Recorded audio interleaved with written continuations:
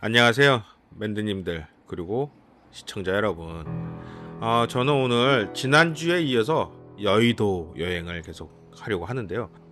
오늘은 좀 특별한 장소에 왔습니다. 바로 홍피도 한화 서울로 향합니다. 여기서 뭘 하냐면요, 큐비즘에 관련된 전시를 하는데요. 여러분, 그 피카소는 많이 알고 계시죠? 근데 큐비즘이 뭔지는 좀 모르시는 분들도 있으실 수도 있어요. 큐비즘은 생각보다 아주 단순한 질문에서 시작되는데요. 우리는 사물을 정말 있는 그대로 보고 있을까? 20세기 초반에 사진기가 등장하고, 그림은 그전까지는 세상을 정확하게 그리는 역할을 했는데, 이 사진이 생기면서 화가들은 고민을 해요. 야, 사진보다 더 잘 그릴 수는 없는데 그럼 내가 뭘 해야 되지? 바로 여기서 피카소와 브라크라는 이 화가는 세상을 전혀 다른 방식으로 보기 시작합니다. 예를 들어서 우리가 사과가 있으면 사과는 앞도 있고 뒤도 있잖아요. 사람도 그렇죠. 앞, 옆, 뒤 뭐. 우리가 누군가를 바라볼 때 한 방향으로만 바라보는 것이 아니라 이렇게 걸어 다니면서 여러 각도로 보게 되잖아요. 근데 왜 그림은 한 방향으로만 그려야 되나? 라는 걸 피카소와 브라크는 생각을 한 것입니다. 그래서 한 사람의 얼굴을 정면과 옆모습을 동시에 그리기 시작했죠. 여기는요, 63 빌딩 지하 1층에 있는 그 상점들이 있는 데인데요. 마치 백화점처럼 구성이 되어 있는데 각각의 상점들이 이렇게 분리가 되어 있어서 안에 제품들을 감상하기가 되게 좋았습니다. 꼭 물건 사지 않아도요. 독특한 제품들이 많이 있어서 전시회를 가기 전에 잠깐 이렇게 둘러봤는데요. 여기도 마치 무슨 미술관 같았어요. 아무튼 제가 과거에 미대를 1년 다녔어요. 그래도 나름 미대 오빠였는데요. 그때 전공이 제가 시각예술을 했었어요. 그리고 수업 중에 하나가 뭐였냐면, 어느 공원에 가서 그 식물원을 보고 각각 5개의 장소에서 5장의 그림을 그리는 것이었어요. 그리고 그거를 가위로 오립니다. 10장씩. 그러면 총 50장의 조각이 나오잖아요.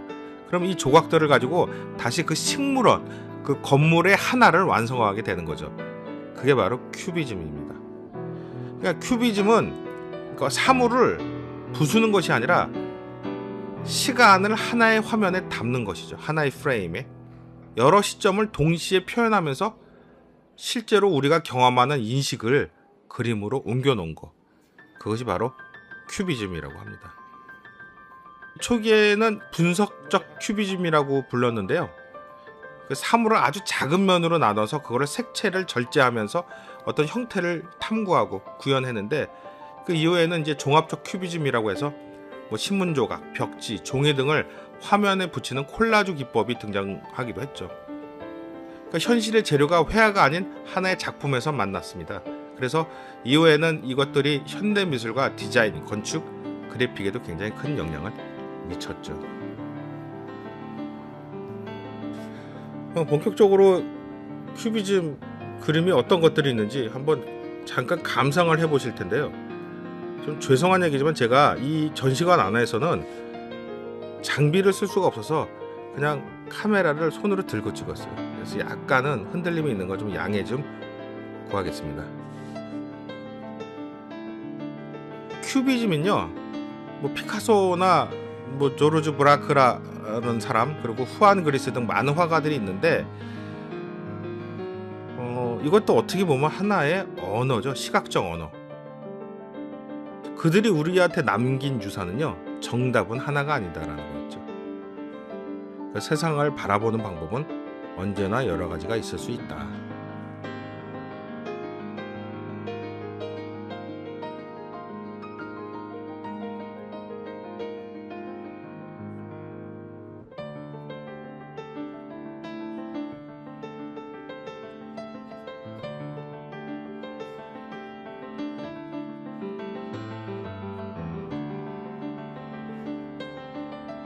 지금 이 보시는 그림들도요, 이렇게 보면 뭔지 잘 모르겠죠, 사실은.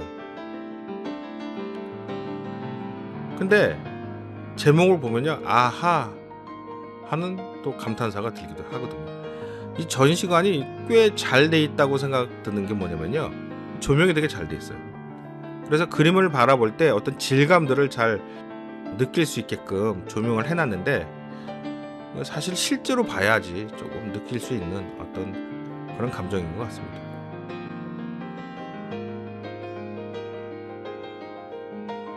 이런 그림은 어떠세요? 제목 없이 봤을 때 이게 뭐 같아요? 기타 연주자. 잘 모르시겠죠? 저도 처음 봤을 땐 잘 모르겠더라고요. 네.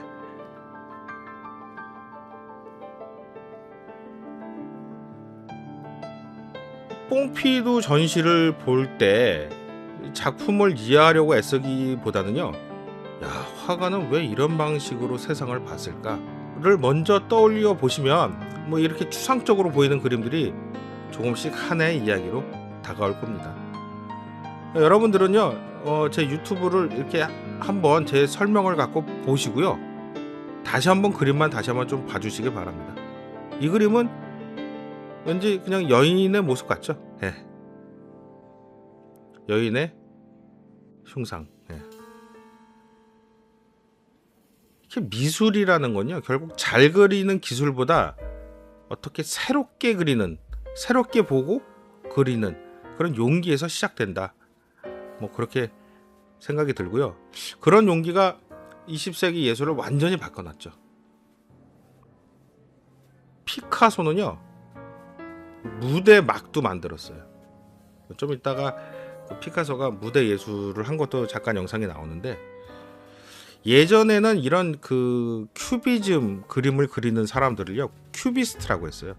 약간 조롱의 느낌이 있는데 상자처럼 그리잖아요, 이렇게 네모나게. 그래서 큐비스트라고 조롱을 했는데, 이 그림들이 점점 발전을 하게 되죠. 디자인적으로도 발전을 하게 되고, 뭐 조각까지도 이런 큐비즘이 적용이 되기 시작합니다. 그래서 실제로 건축에도요, 이런 큐비즘이 적용이 돼서 우리가 일상적으로 보는 좀 독특한 건물들 있죠, 디자인적으로. 이런 건물들도요, 거의 큐비즘의 영향을 받았다고 보시면 될 것 같습니다. 그 외에도요, 굉장히 많은 큐비즘 작가들이 있어요. 근데 오늘은 여기서 다 소개하기는 힘들어서 대표적으로 피카소와 브라크 작품 위주로 소개를 하고 있는데요. 사실은 찍기는 굉장히 많이 찍었어요. 근데 편집이 너무 힘들고요, 또 제가 모르는 작가들도 너무 많아서 일일이 뭐, 사실 제가 뭐 전문가는 아니잖아요. 그냥 미대 1년 잠깐 다닌 것 뿐이라서. 옛날에 숙제가 그 컨템포러리 작가들, 그러니까 현존했던 작가들, 같은 시대에 살았던 작가들 중에 가장 뛰어난 작가 5명에 대해서 레포트를 써갖고 오는 건데, 저는 그 중에서 피카소를 골랐거든요. 그래서 제가 피카소 일생도 잘 알죠. 네. 근데 그림은 잘 몰라요.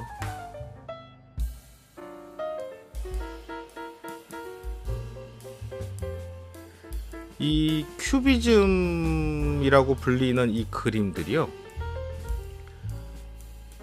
아까도 처음에 얘기했다시피 초기에는 굉장히 조각조각 세밀하게 나눠서 조각된 그림들을 그렸다면, 이 점차 후기로 현대로 넘어오면서 전체적인 그림을 그리고 거기에 조금씩 입체적인 느낌을 주게 되는 그런 그림으로 바뀌게 됩니다. 근데요, 어떻게 생각해보면요, 이미 우리는 어릴 적에 큐비스트였어요. 애기들이 사람 얼굴을 그릴 때 어떻게 그릴까요? 정면으로 눈과 입은 그리지만 코는 어떻게 그리죠? 옆으로 삐죽하게 그리죠. 그게 바로 큐비즘입니다. 왜냐하면 이미 아이는 코가 뾰족하다는 거를 옆모습으로 인식을 한다는 거거든요. 그래서 코는 옆으로, 정면으로 이렇게 뾰족하게 그리는 그 훈련이 안 돼 있잖아요. 그래서 우리는 이미 큐비즘을 어릴 적에 경험을 했다. 그래서 별거 아니다. 저는 이렇게 주장하고 싶습니다. 뭐 별거 아닌 건 아니고요. 사실 피카소 같은 화가들은요, 뛰어난 데생 실력을 갖고 있었어요. 이분이 초창기에 그린 그 정물화들은요, 정말 사진하고 똑같아요. 2층에 올라오면요, 이렇게 국내 화가들의 이 큐비즘 작품들이 있는데요, 이 초기의 피카소나 브라크 작품하고 비교해 보시면 조금 다르죠. 좀 더 구체적이고 세밀해졌죠.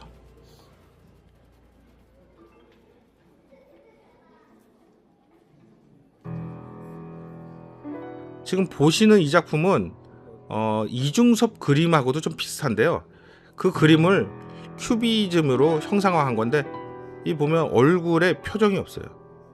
이런 것도 하나의 큐비즘적인, 큐비스트적인 표현이다, 이렇게 말씀드릴 수가 있겠네요. 그리고 제가 이제 가급적이면 이 질감들을 좀 표현하고 싶어서 클로즈업을 좀 했는데, 실제로 그래서 그림들은 봐야, 현장에 와서 봐야 그 감동을 제대로 느낄 수 있는 게 아닌가. 근데 여기가 좀 비싸긴 해요. 아무튼 그래도 피카소나 브라크의 이 그림을 볼 수 있다는 게 서울에서 이거는 정말 대단한 경험이 아닌가, 저는 그런 생각이 들어서 전혀 아깝다는 생각이 들지 않았습니다. 그 아까 그 피카소가 그 무대의 막이라는 그 그림을 그렸는데요. 바로 피카소가 그 무대 미술을 했던 그 영상들이 나오고 있습니다. 이 예술가는요, 하나의 분야만 뛰어나지 않고요, 역시 다양한 분야까지 이렇게 섭렵이 되는 그런 것 같습니다. 아까 봤던 그림이 바로 이 그림이죠. 무대의 막을 무는. 큐비즘은요, 그림에서 시작해서 이렇게 조각까지 이어져 오게 되는데요. 이거는 뭐 누가 봐도 어떤 그림인지 대충 아시겠죠? 이거는 또 뭔지 모르겠어요. 제가 일부러 제목을 안 넣었는데 여러분들, 우리 구독자님들 각자 상상하시는 대로 제목을 한번 만들어 보시기 바랍니다. 사실 이 전시를 한 2시간 반 정도 이렇게 관람을 했는데요. 시간과 체력이 더 있었으면 저는 한 4시간 정도 봤을 것 같습니다. 근데 또 영상에서는 정말 짧게 제가 편집해서 보여드릴 수밖에 없는 게 좀 죄송스러운 마음이 들 정도로 정말 훌륭하고 감동스러운 작품들이 많았다라는 거, 아직도 하고 있으니까요. 주말에 시간 괜찮으시면 용돈 좀 아끼셔서 한번 보러 가시길 바랍니다. 지금은 사람 그렇게 붐비지 않아요. 뭐 예약을 해야 하긴 하지만 생각보다 괜찮다고 말씀드릴 수 있겠습니다.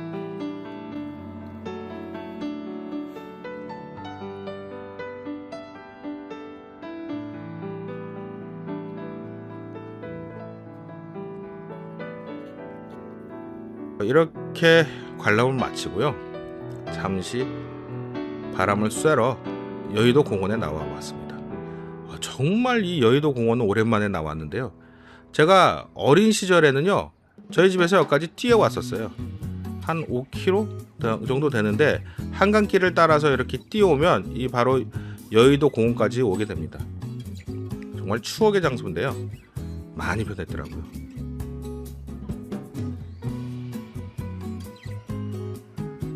뉴스라든가 이런 걸 볼 때, 야, 저 물에 발 담궈도 될까? 뭐 무좀 있는 사람들도 있을 거고, 뭐 하여튼 각종 질병 있는 사람들이 다 발을 담글 텐데 더럽지 않을까, 뭐 이런 생각을 했는데, 실제로는 전혀 그렇지 않습니다. 정말 깨끗했고요. 관계자들이 와서 항상 수질 체크를 한답니다. 아이들까지 와서 이렇게 놀 수 있는 그런 깨끗한 물이 한강공원에 있으니까 여러분도 얼마든지 와서 산책하시면 좋을 것 같습니다.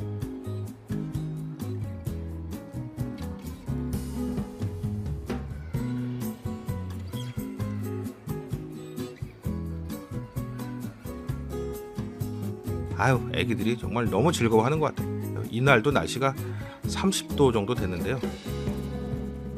저도 생각 같아선, 사실은 저도 그래서 신발을 준비했어요. 물에서 신는 신발을. 근데 깜빡하고 안 신었지 뭡니까. 이 여의도가요, 참 독특한 게 여러 풍경이 있어요. 이렇게 공원이 있는 반면에 또 시선을 한 발짝만 넓히 보면 또 도심의 모습도 이렇게 보이고,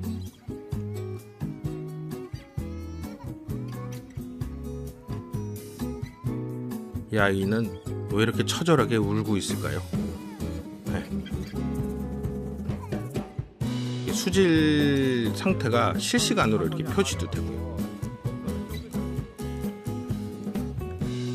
이날 날씨가 좀 흐렸는데 좀 안타까웠죠. 날씨가 좋았으면 여러분들한테 더 이쁜 그림을 보여드릴 수 있었을 텐데요. 그럼에도 불구하고 이 여의도 공원의 모습은 정말 다양했습니다. 이 마천루가 바로 옆에 보이는가 하면요, 또 이렇게 풀장처럼 아이들이 뛰어놀 수 있는 이런 공원이 있다라는 게 참 놀라웠습니다. 이 세계적이지 않나요? 유럽이나 이런 데 갔을 때 이런 공원들을 모습을 보면, 야, 한국에도 이런 게 있으면 좋겠다라고 생각을 예전에 한번 한 적이 있었는데, 이제는 전혀 부럽지 않을 정도로 대한민국 정말 선진국입니다. 예.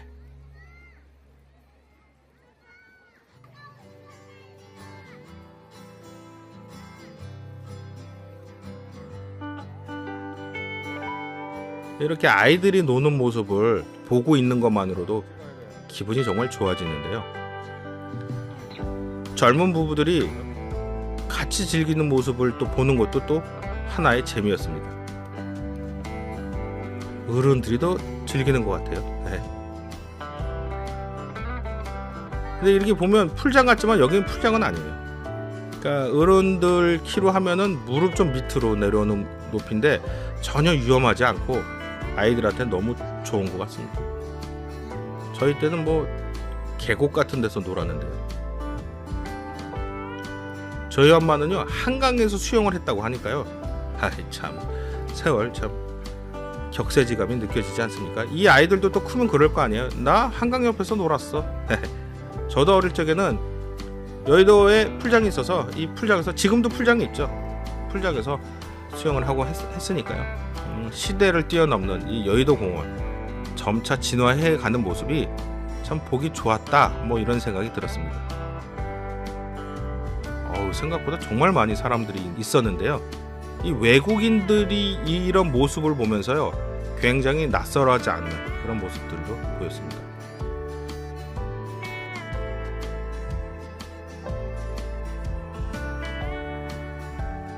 저는 한강공원을 지나서 여의도 공원으로 한번 향해 봤습니다.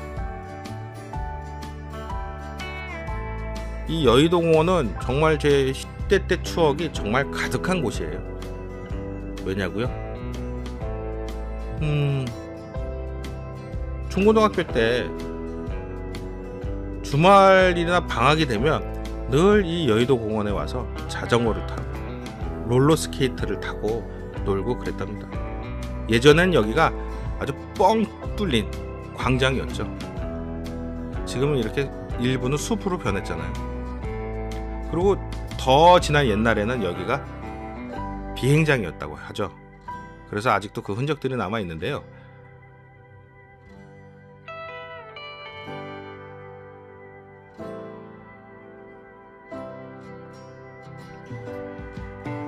이렇게 공원에 또 생각하는 사람들도 있고. 네.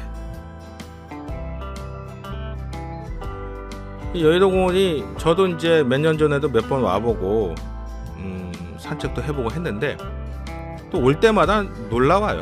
이렇게 숲 안으로 들어와 있을 때는 정말 그냥 산속 같은데, 시선을 잠깐만 돌려보면 또 이렇게 마천루가 또 저를 내려다보고 있는 이 모습들이 좀 낯설기도 합니다.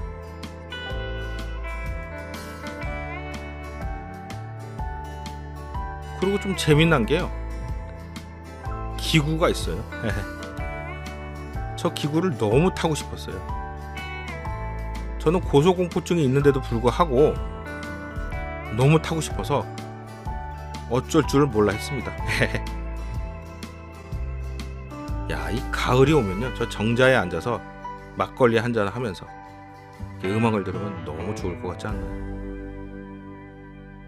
하여튼 술은 안 된답니다, 공원에서.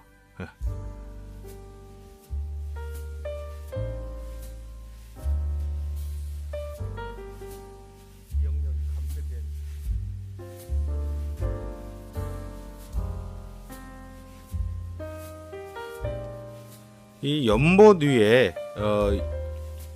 연잎들이 이렇게 있는 걸 보니까요, 모네의 수련이라는 그림이 생각이 나네요. 제가 참 좋아하는 그림인데 또 이렇게 실제로 보니까 그림보다는 그냥 보는 게 더 좋은데요. 네.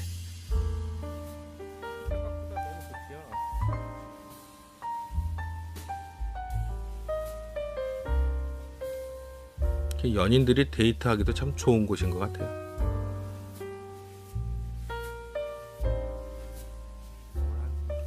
이 여의도가 광장을 중심으로 둘로 나눠져 있잖아요. 한쪽은 정치, 뭐 방송, 뭐 이런 쪽이고, 다른 한쪽은 우리나라 경제를 움직이는 증권 거래소가 있고 증권사들이 많은 그런 거리죠. 증권맨들이라고 하죠. 요즘 주식이 아주 들쑥날쑥 하는데요. 미치겠습니다. 우리 맨드님들은 좀 어떠세요? 주식 하시는 분들 계시나요? 네. 아무튼 그냥 참고 힘냅시다. 아무튼 이 숲을 쭉 따라가다 보면요, 정말 깜짝 놀랐는데요, 세종대왕님의 동상이 있더라고요. 근데 이 광화문하고 좀 다른 것이, 세종대왕을 중심으로 해서 세종대왕과 그 집현전 학자 그리고 장영실이 만들었던 발명품들이 이렇게 동상 주변에 놓여 있는데요, 세종대왕이 어떤 사람이었는지, 또 무엇을 개발하고 무엇을 발전시키고 무엇을 발명했는지 자세하게, 그래서 외국인들도 와서 봐도 이 동상이 여기에 있는 사람이 뭘 만들었는지 이해할 수 있게 잘 조성이 되어 있는데요.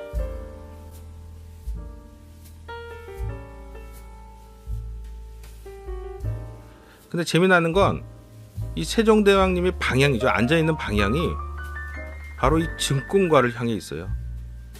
아마도 지금의 발전된 대한민국을 보면서 굉장히 뿌듯해 하지 않을까, 뭐 그런 생각이 좀 들었습니다. 여기에는 같이 밥 먹는 장소도 있어요. 이 모양이 스푼 모양이라 처음엔 뭔지 잘 몰랐는데 자세히 보니까 스푼 모양이더라고요.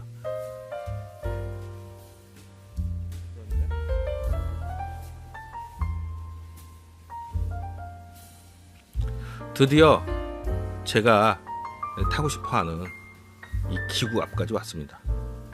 이 가까이서 보니까요, 정말 장관이더라고요. 생각보다 꽤 컸어요. 아무래도 그냥 자유활공하는 기구가 아니다 보니까 이렇게 줄로 연결이 돼 있긴 했는데요, 내려올 때는 굉장히 천천히 내려와서 제가 그림을 좀 빨리 돌려봤습니다. 근데 막상 또 타려고 하니까 뭐 굳이 뭐 돈 내고 뭐 타야 되나 이런 생각이 들어서 그냥 멀찌감치 바라보기만 했습니다.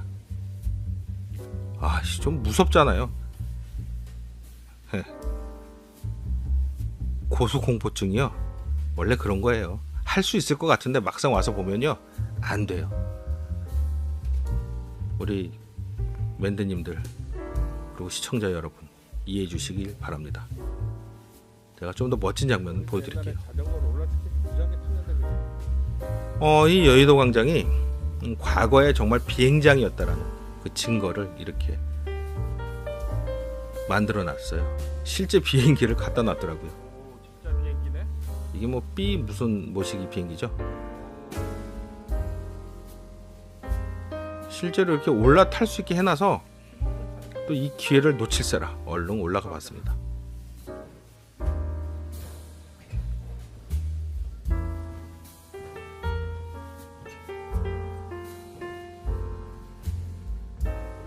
어디를 출국하지?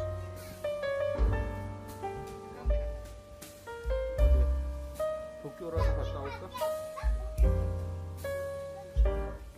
생각보다 굉장히 안이 넓더라고요. 아마 군인들이 이렇게 양쪽에 앉아서 낙하산 펴고 이렇게 뛰어내릴 준비를 하고, 여기 엄청 공수단이라고 그러죠. 에어컨이 나오는데? 그랬던 비행기가 아닌가. 그 안에는 에어컨도 있어요. 그래서 더우면 잠깐 들어와서 이렇게 쉬다가도 될 것 같습니다.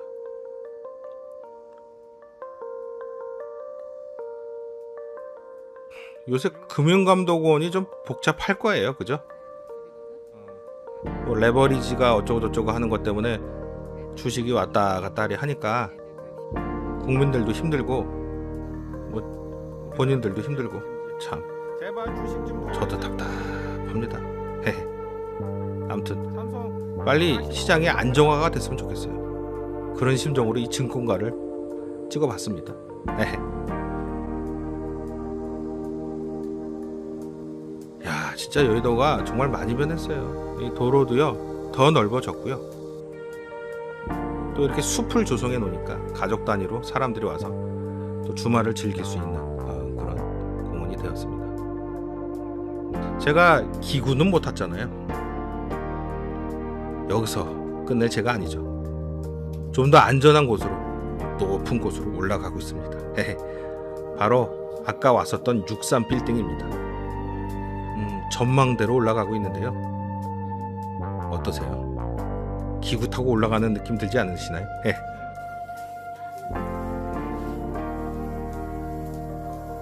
전망대가 특이한 건요, 예전하고 좀 다르더라고요. 예전은 그냥 뻥 뚫려서 360도 이렇게 보게 만들어 놨었는데 지금은 안에다가 뭐 이것저것 해놨더라고요.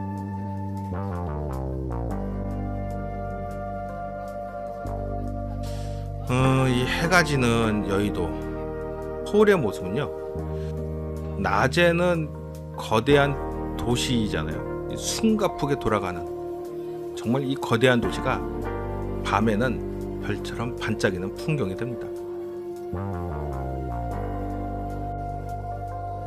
이 건물들도 많이 생겨서요, 이 마천루가 마치 뉴욕을 내려다보는 듯한 그런 느낌이 드는데요. 저는 사실 뉴욕은 아직 안 가봤고요. 영화에서만 봤죠. 근데 어쨌든 그런 생각이 드는 건 뭐 제 마음이니까요.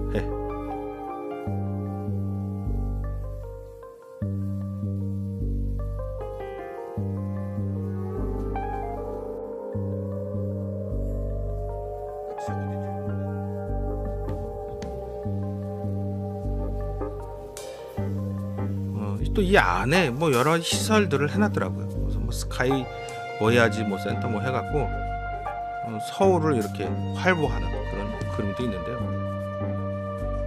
뭐 뜬금없이 고양이가 갑자기 등장해서 왜 그런가 했어요.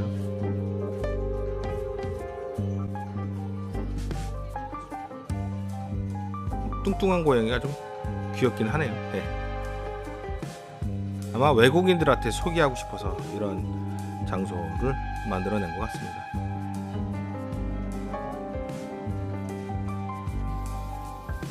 사실 이 전망대는요, 한 층으로 구성되지는 않아요. 바로 옥상까지 올라갈 수 있다라는 거. 이건 정말 놀라웠는데요. 원래 이 옥상은 군인들이 있었어요. 이 발칸포인가요? 이 비행기가 오면 막 쏘아대는 그런 포대가 이 옥상에 있었는데 그거 없애버리고 여기에 이거를 그냥 전망대로 공개를 했더라고요. 야, 이 도로가 정말 비단결처럼 이렇게 흐르는 것 같죠. 이렇게 보니까 서울이 정말 대도시구나, 세계적인 도시답다라는 생각이 들었고요. 멀리는 롯데타워까지도 보이고요. 이렇게 보니까 또 오늘 걸어온 길이 하나의 선처럼 이렇게 이어지는데, 뽕피두에서 보는 예술, 그리고 여의도 공원의 숲, 이 다 한 장소인데 이 서울이라는 이 도시 안에서 하나의 이야기가 마치 완성되는 듯한 그런 풍경이 제 눈앞에서 펼쳐지는 것 같습니다. 큐비스트들의 시각을 통해서 그런 심정으로 세상을 바라보니까요, 이 서울 풍경이 좀 달리 보이긴 하는데요. 여러분 오늘 영상 어떠셨나요? 저는 다음 시간에 다른 장소에서 다시 뵐게요. 안녕.